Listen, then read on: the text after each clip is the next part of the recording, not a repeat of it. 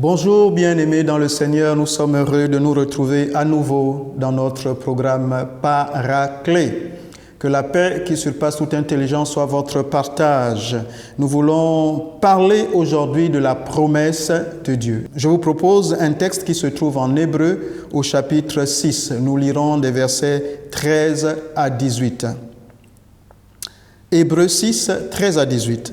Lorsque Dieu fit la promesse à Abraham, ne pouvant jurer par un plus grand que lui, il jura par lui-même et dit « Certainement je te bénirai et je multiplierai ta postérité. » Et c'est ainsi qu'Abraham, ayant persévéré, obtint l'effet de la promesse.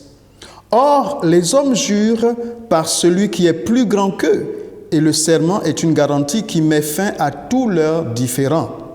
C'est pourquoi Dieu, voulant montrer avec plus d'évidence aux héritiers de la promesse l'immutabilité de sa résolution, intervint par un serment, afin que par deux choses immuables, dans lesquelles il est impossible que Dieu mente, nous trouvions un puissant encouragement, nous dont le seul refuge a été de saisir l'espérance qui nous était proposée.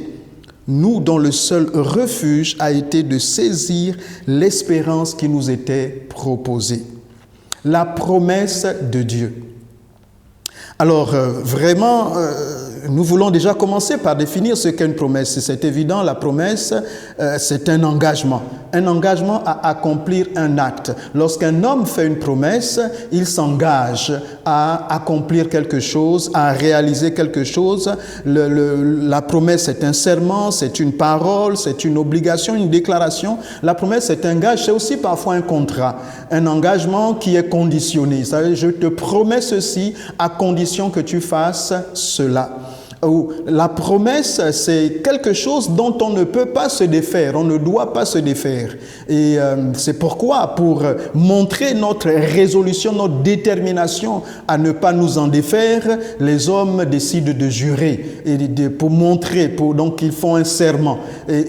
Mais Dieu aujourd'hui nous interdit de faire un serment, de jurer, parce que lorsque nous jurons par quelque chose qui est plus grand que nous. Nous jurons sur la terre, nous jurons sur les cieux, nous jurons sur la tête de notre progéniture, de nos ascendants. Mais Dieu interdit cela parce que lorsque nous jurons, nous ne maîtrisons pas même les circonstances ou les situations sur lesquelles nous jurons.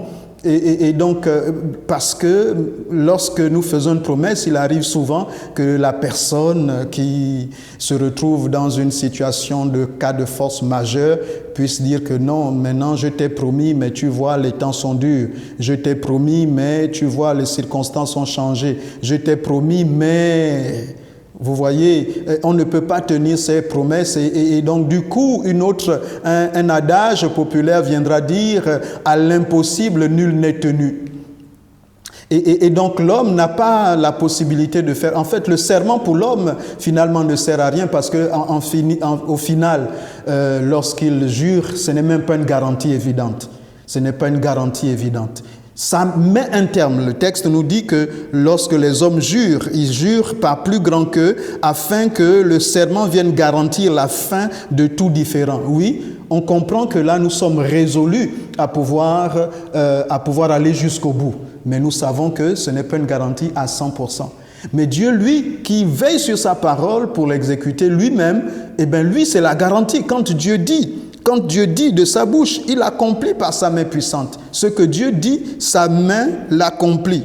Et le Jérémie, verset 12 au chapitre 1, dit ceci, c'est Dieu qui parle, il dit « Je veille sur ma parole pour accomplir ce que je dis. Je veille sur ma parole pour accomplir ce que je dis. » Voilà, donc quand Dieu fait une promesse, la promesse de Dieu, elle est évidente, elle est sûre, elle est certaine. Mais voilà que dans ce texte, Dieu nous dit qu'il a, en plus de la promesse, il a fait un serment. Mais ne pouvant jurer par plus grand que lui, il a juré par lui-même pour montrer encore à l'homme l'évidence évidemment évidente de sa promesse, la certitude absolument certaine de sa promesse.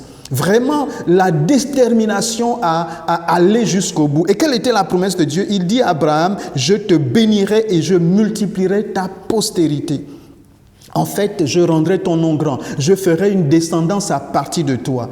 Et donc, de cet engagement que Dieu a pris, et c'est un engagement qu'il a pris vis-à-vis d'Abraham, et c'était un engagement inviolable, un engagement certain. C'est pourquoi il dit, Dieu voulant montrer avec plus d'évidence aux héritiers de la promesse l'immutabilité de sa résolution. Donc, c'est une résolution certaine. Dieu a dit qu'il va avoir à Abraham une descendance nombreuse et une descendance bénie en son nom. Une descendance bénie en son nom. Et les Israélites croyaient fermement à cette promesse-là. Croyaient fermement à cette promesse-là. Nous, aujourd'hui, cette promesse nous dit encore des choses bien importantes. Regardez Galates chapitre 3, verset 18. Galates chapitre 3, verset 18 dit ceci. « Car si l'héritage venait de la loi, il ne viendrait plus de la promesse.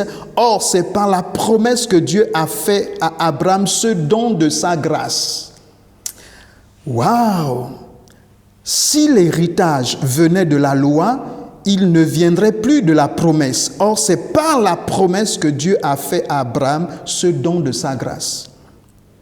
Il y a quelque chose de plus fort que juste la descendance ici promise à Abraham qui nous est révélée donc en Galates. En fait, Galates dit que la promesse n'était pas juste finalement donc d'avoir une descendance, mais la promesse faite par Dieu à Abraham était la promesse du don de la grâce.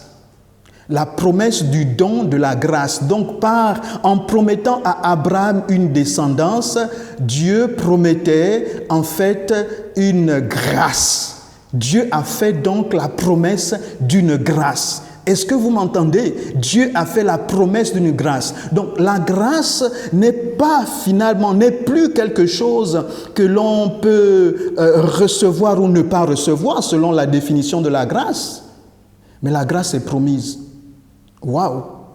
Si Dieu a promis la grâce, ça veut dire que, quelles que soient les circonstances, je suis sous la grâce parce que Dieu m'a promis la grâce. Si je crois à cette alliance, je crois que je suis sous la grâce. Je crois que je reçois la grâce. En fait, je n'attends pas la grâce de façon hypothétique, je n'attends pas la grâce de façon providentielle, mais la grâce m'est promise et donc j'attends, je soupire après la grâce, j'aspire à la grâce, je vis la grâce, je suis sous la grâce parce que la grâce m'est promise. Donc, les enfants de Dieu doivent non pas espérer à la grâce, mais les enfants de Dieu ont la promesse de la grâce, ils vivent sous la grâce. Et cette réalité était tellement forte pour les enfants d'Israël que Jésus devra venir remettre un équilibre dans leur foi.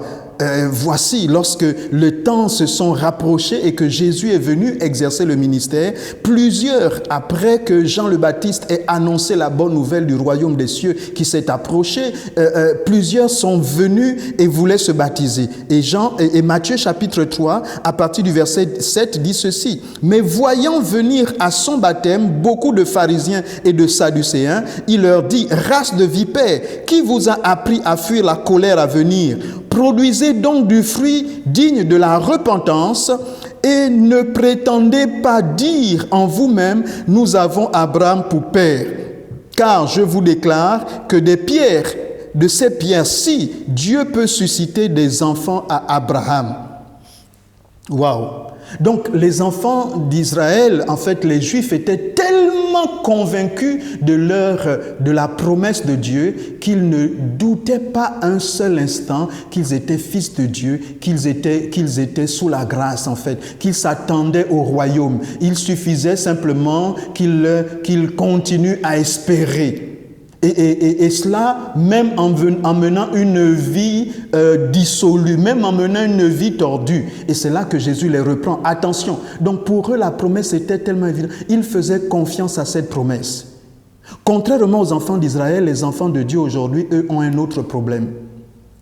Les enfants d'Israël ont fait confiance de façon absolue à la promesse de Dieu à tel point qu'ils ont oublié que est fils d'Abraham celui qui vit selon Abraham. Vous avez la promesse, mais il faudrait encore que vous viviez selon cette promesse pour attester véritablement que cette promesse est à vous. Il faudrait que vous puissiez montrer que vous êtes des héritiers d'Abraham. Un héritier d'Abraham se reconnaît à la façon de vivre. La Bible nous dit que c'est par la foi que nous sommes agréables à Dieu, par la foi en Christ Jésus.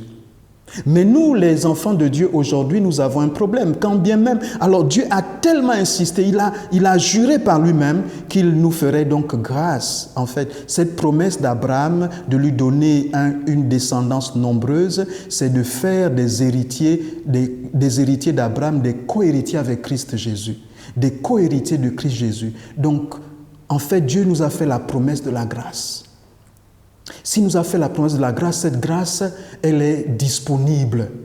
Cette grâce, ce n'est pas Dieu veut bien que certains soient sauvés. Non, la Bible dit Dieu veut que tous les hommes soient sauvés. S'ils ne le sont pas, ce n'est pas parce qu'il ne veut pas. Il a promis et il veille, mais simplement, c'est nous qui ne rentrons pas par la foi dans cette promesse, qui ne nous approprions pas cette promesse par la foi. Parce que pour se l'approprier, quelqu'un peut être héritier, quelqu'un peut avoir un héritage et ne pas en jouir.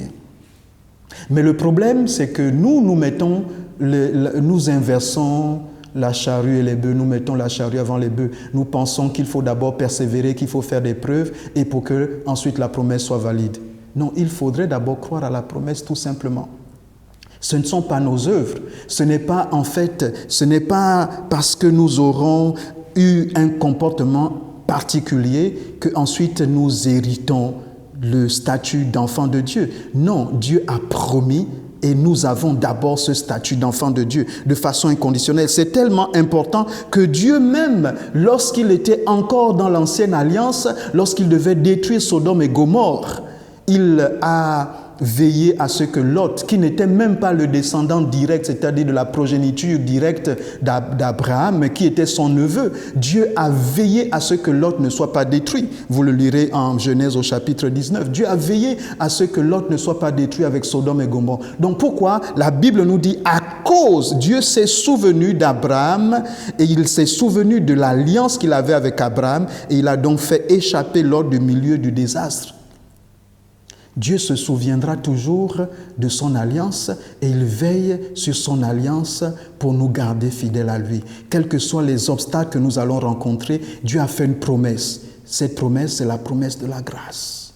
La promesse de la grâce. La grâce, c'est de lui appartenir. Appartenir à Abraham comme héritier d'Abraham, mais davantage, et le texte nous dit, ce serment est double. Nous n'avons pas le temps d'aller plus loin, mais nous voulons juste vous faire comprendre une chose, c'est que Dieu tient. En fait, votre capacité de devenir enfant de Dieu est une promesse de Dieu. Ce n'est pas un tri. En fait, ce n'est pas que Dieu a choisi certains et pas d'autres. Non, Dieu veut que tout le monde soit sauvé et parviennent à la connaissance de la vérité.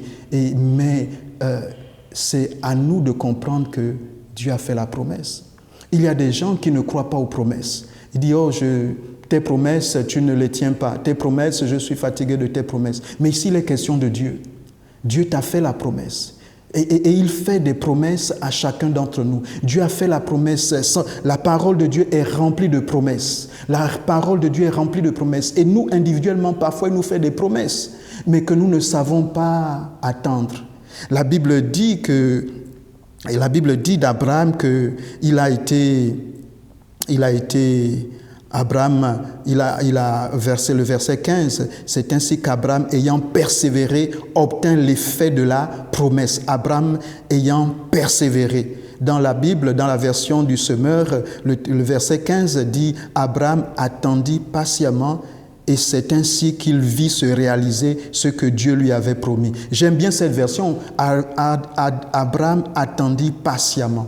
Il attendit patiemment. En fait, ce n'est pas tellement ses prouesses, parce que quand nous lisons l'histoire d'Abraham, il a fait aussi des erreurs. Mais il savait que la promesse, Dieu l'avait faite. Et au-dedans de lui, au-delà de ses erreurs, ce qui était son avantage, c'est qu'il n'a pas douté de la promesse. Il avait des erreurs, il avait parfois des imperfections, parfois des découragements. ce n'est pas parce que tu es découragé que ça veut dire que tu ne vas pas hériter de la promesse. Tu peux être découragé, mais accroche-toi. Tiens bon sur la promesse. Et la promesse, elle est certaine, elle est immuable. C'est une promesse immuable. Deux choses immuables. Le fait que Dieu l'ait dit, et la deuxième chose, c'est qu'il a envoyé Jésus mourir sur la croix. Christ Jésus est mort et ressuscité. C'est la deuxième chose immuable. Il a donné un signe que personne ne peut défaire. Il est venu mourir sur la croix du Calvaire afin que cette promesse soit immuable, irréversible, impossible d'y déroger. Alors tu es inexcusable. Tu es inexcusable de penser que tu n'y arrives pas parce que Dieu fait exception de certains. Tu es inexcusable. La promesse est pour ceux qui y croient. Laisse-moi terminer avec deux versets à lire. Romains chapitre 4, verset 20 dit « Il ne douta point par incrédulité au sujet de la promesse de Dieu, mais il fut fortifié par la foi, donnant gloire à Dieu. » Et Acte 2, verset 39 dit encore « Car la promesse est pour vous, pour vos enfants et pour ceux qui vivent dans le pays lointain, tous ceux que le Seigneur, notre Dieu, fera venir à lui. » La promesse est pour tous ceux-là. Hébreux chapitre 4, verset 1 dit ainsi donc « Pendant que la promesse d'entrer dans le repos de Dieu est toujours en vigueur, craignons que l'un d'entre vous ne se trouve coupable d'être resté en arrière. » Dieu est fidèle et véritable, mais craignons que l'un d'entre vous ne se trouve coupable d'être resté en arrière. En fait, la culpabilité de ne pas entrer dans la grâce, il n'y a que nous qui pouvons en être responsables. Dieu fait grâce et sa grâce t'appartient. Dieu a fait la promesse de te faire grâce. On ne peut pas mieux.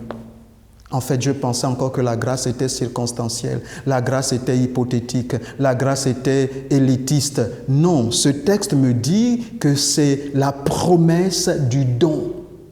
La promesse du don de la grâce. Allez relire vos textes. La promesse du don de la grâce. Donc Dieu a fait cette promesse que cette grâce est à toi. Donc n'attends pas la grâce de façon hypothétique et reçois simplement la promesse de Dieu.